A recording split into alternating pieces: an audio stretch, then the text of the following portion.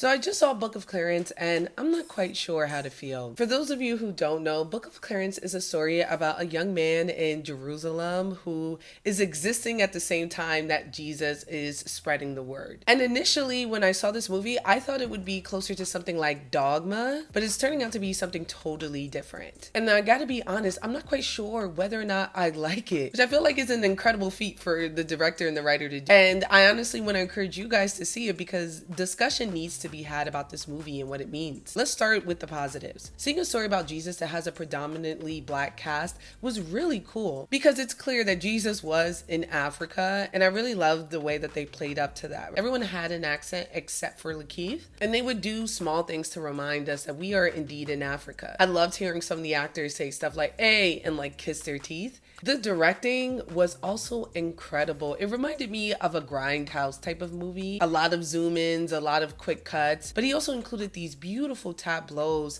that pulled from imagery of like the Last Supper and just different images that we see from Jesus. Every single actor came to work. I've always been on the fence about Lakeith's acting. I feel like he plays the same type of like quirky black person. And even in this movie at first I was like, okay, quirky black guy in Jerusalem, but he really showed range and depth. Now, to talk about the things that I didn't like or that confused me, I am going to move into spoiler territory, so please, if you haven't seen this movie, it's time for you to dip. Now that you're gone, let's talk about the good stuff. I did not know that this movie was about police brutality. And I figured there would be some themes of racism, especially when the Romans were introduced, but it was so heavy-handed that at times I felt like I was being mocked. But then there would be moments and scenes in which it was done so well that I was like, okay, are they mocking me? Particularly with James McAvoy, there are scenes where I think he's playing Pontius Pilate.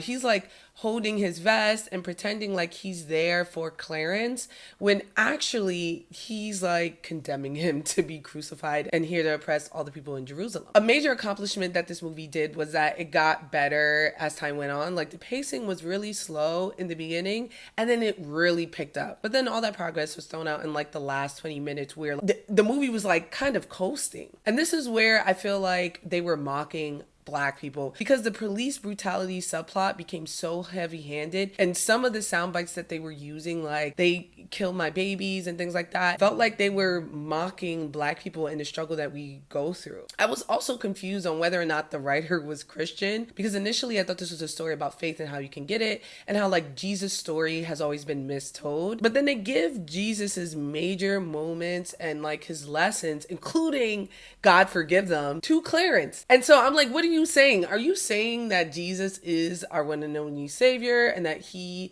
is often misconstrued? Or are you saying that like he's not what we think he is and like other people have done what we feel like Jesus is? It also made me question, like, do we consider Christianity to be history or is it strictly a religion? Like, where does that fall in the cultural zeitgeist? All in all though, this movie made me feel a lot of things and I feel like that counts for something. Even if I didn't enjoy it, it's worth watching, if that makes any sense. I'm going to give it 3 out of 5 Frankie Flames, but I really want to hear what your thoughts are. So if you haven't seen a movie, I definitely recommend it. And if you have, let me know what your thoughts are in the comments below. And until next time, have a fantastic week, my friends.